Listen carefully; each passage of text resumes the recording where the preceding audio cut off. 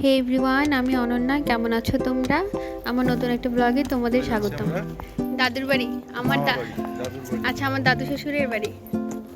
এই যে ননদিনী। তো আজ আমরা যাচ্ছি আমার দাদু শ্বশুরের বাড়িতে।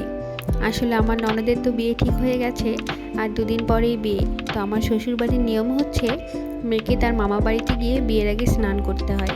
তো তাই আমরা আজ তিনজন মিলে চলে যাচ্ছি মামার বাড়িতে আমার ননদকে স্নান করাতে। তো চলো আজকের এই ব্লগটা তোমাদের সাথে শেয়ার করবো, আর কী কী রিচুয়াল সেটা আমার কাছেও নতুন, তোমাদের সাথেও শেয়ার করবো। তোমাদের ভালো লাগলে আমাকে কমেন্ট করে অবশ্যই জানিও। তো দাদুর বাড়িতে এসে প্রথমেই সবাইকে প্রণাম করে নিলাম।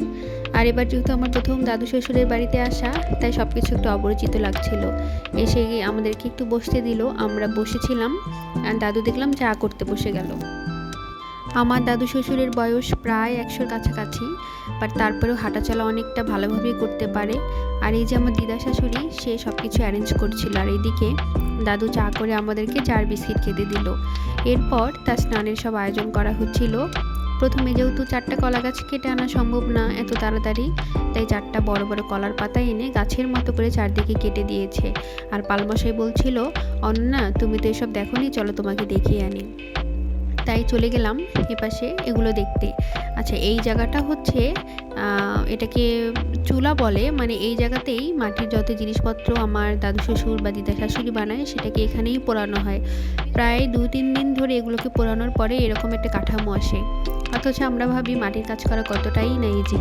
তো দেখে খুবই ভালো লাগছিল, এই জিনিসগুলো আমার কাছে একদমই নতুন, তাই খুবই মজা করে দেখছিলাম। আর এই যে এই জায়গাটা দিয়ে আগুনটা ধরাতে হয় চুলার।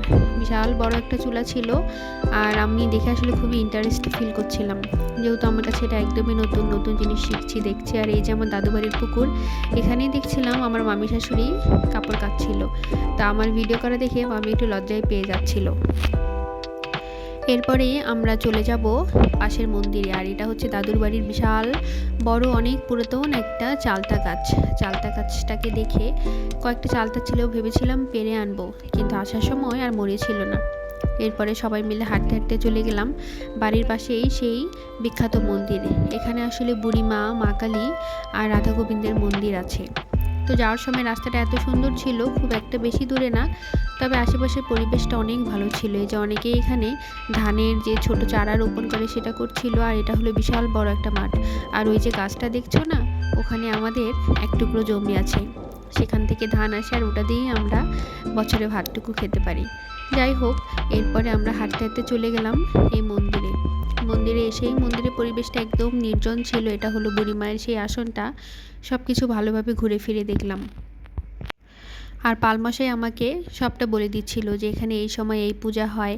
অনেকেই এখানে মানসিক করে, তাদের মনের বাসনা পূর্ণ হলে আবার এই বুড়ি মায়ের এখানে অনেক রকমের শাড়ি, সিঁদুর সব কিছু দিয়ে যায়।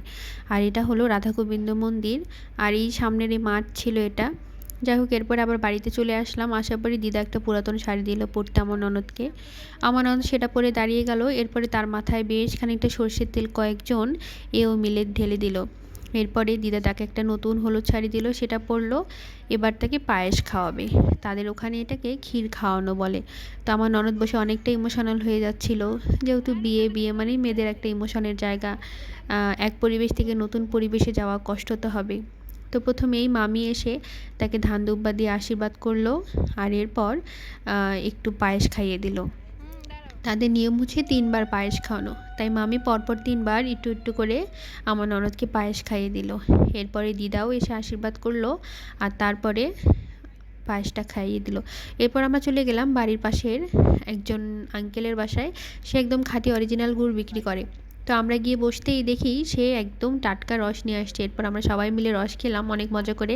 আর এটাই ছিল আমার জীবনের প্রথম রস খাওয়া। তারপর তার কাছে বেশ খানিকটা গুড় নিয়েছি, সেটা তো তোমরা দেখেছোই, নালি গুড়, দানা গুড় আর পাটালি গুড়। গুড়টা এখন পর্যন্ত আমি খাচ্ছি, অনেক মজা গুড়টা। তো এই ছিল আমার আজকের ব্লগ। তোমরা সবাই ভালো থেকো, সুস্থ থেকো। আর আমার এরকম ব্লগগুলো দেখতে তোমাদের কেমন লাগছে সেটা কিন্তু আমাকে অবশ্যই জানিও। আর আমার ননদের বিয়ের একটা একটা করে ভিডিও আমি পার্ট বাই পার্ট আপলোড করব। ধন্যবাদ তোমাদের সকলকে আমার ভিডিও দেখার জন্য।